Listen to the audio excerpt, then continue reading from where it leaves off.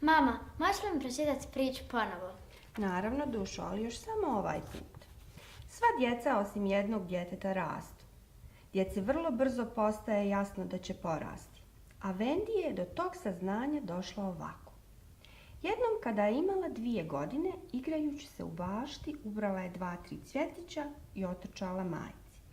Mora biti da je izdaleka divno, jer je gospođa Darling stavila ruku na grudi i uzviknula. Oh, kada bi zauvijek ostala takva. To je bilo sve što joj je mati rekla, ali od tog trenutka Vendi je znala da mora porasti. Kada se napune 2 godine, to se nekako uvijek sazna. 2. godina je početak kraja. Kada se tek rodi, djeca imaju sposobnost da zatoče pažnju svih ljudi oko sebe. Međutim, odrastanjem te pažnje je sve manje i manje. Od bespomoćne bebe do školarca koji žuri u školu, trkajući se sa drugarima, dijete prolazi kroz proces sazrijevanja.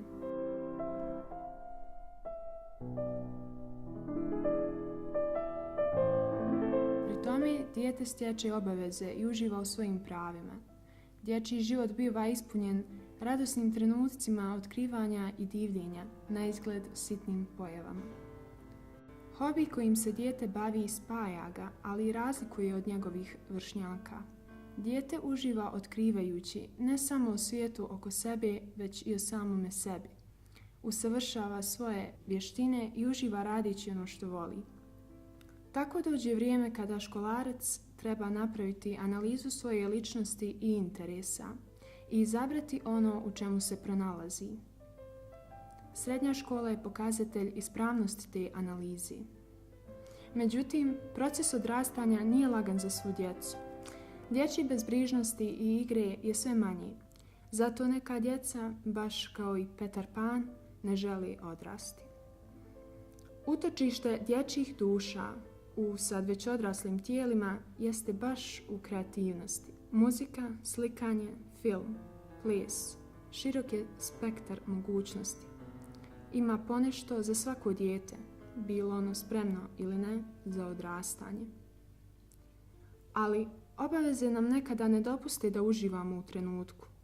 Prije nego što se snađemo, zapadnemo u kolotečinu rutini, zanemarujući ne samo sebe i svoj umjetnički potencijal, već i ljude kojima je stalo do nas.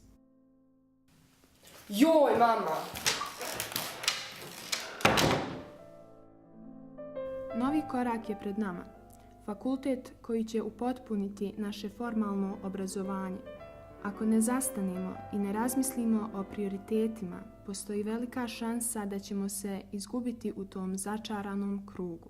Petar Pan je možda imao pravo, možda biti odrastao i nije baš tako sjajno.